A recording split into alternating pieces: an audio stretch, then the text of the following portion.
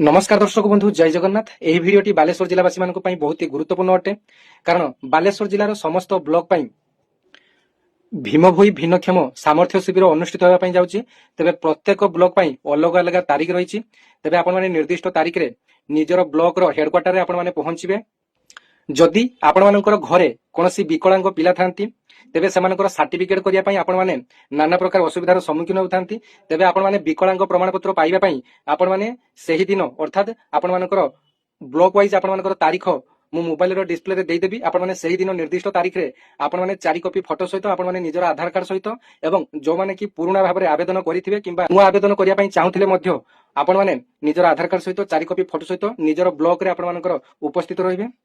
तेबे मन रखंतु प्रत्येक ब्लॉक पई तारीख अलग अलग रही। आपण मानकर मोबाइल रो डिस्प्ले रे मु तारीखटी को लगे दूची। आपण माने भिडियोटी अनेक मात्रा रे शेयर करी बालेश्वर जिल्लार समस्त ब्लॉक रो भाई भणी मानक पाखरे पहुंचेबे।